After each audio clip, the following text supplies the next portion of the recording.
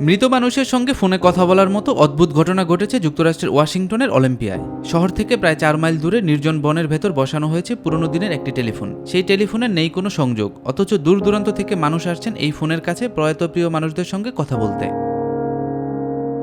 মূলত ধারণাটি এসেছে জাপান থেকে। জাপানের উটসুচি শহরের বাগান নকশাকার ইতারু সাসাকি 2010 সালে প্রথম এমন সংযোগবিহীন টেলিফোন বুথ তৈরি করেন। ফোনটির নাম দেওয়া হয় উইন্ড ফোন। বাতাসে ভেসে না বলা কথাগুলো পৌঁছে যাবে প্রয়াত প্রিয়জনের কাছে, এমন ধারণা থেকে এ নামকরণ। 2011 সালে ভূমিকম্প সুনামিতে জাপানের তোহোকু শহরে প্রাণ হারায় প্রায় 15,000 মানুষ। তখন থেকে জনপ্রিয়তা পায় উইনফোন। হাজারো মানুষ প্রতিদিন উইনফোনের কাছে ভিড় করতে থাকে। এই ধারণা থেকে পরে একাধিক উপন্যাস ও চলচ্চিত্র তৈরি হয়েছে। 2020 সালে অলিম্পিয়ার স্কোয়াক্সিন পার্কে উইনফোনটি বসিয়েছিলেন কোরে ডেমবেক। আকস্মিকভাবে 4 বছর বয়সী মেয়েকে হারিয়ে ডেমবেকের এক বন্ধুর তখন পাগল দশা। বন্ধুকে সান্ত্বনা দিতেই একটা পুরনো ফোন কিনে এনে পার্কের গাছের সঙ্গে বেঁধে দেন তিনি।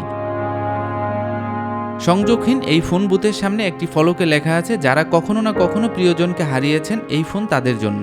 এর মাধ্যমে আপনার হারানো বন্ধু বা স্বজনকে না বলা বার্তাটি পৌঁছে দিতে পারবেন, বলতে পারবেন বিদায়, যা হয়তো কখনো বলার সুযোগ পাননি। দূর দূরান্ত থেকে আরও বহু মানুষ ভিড় করছেন এই ফোনের কাছে। এমনকি ডেমবেকের কাছ থেকে অনুপ্রাণিত হয়ে যুক্তরাষ্ট্রের বিভিন্ন স্থানে অনেকেই এমন ফোন বুথ স্থাপন করছেন। সুজন হোসেন, মাই টিভি।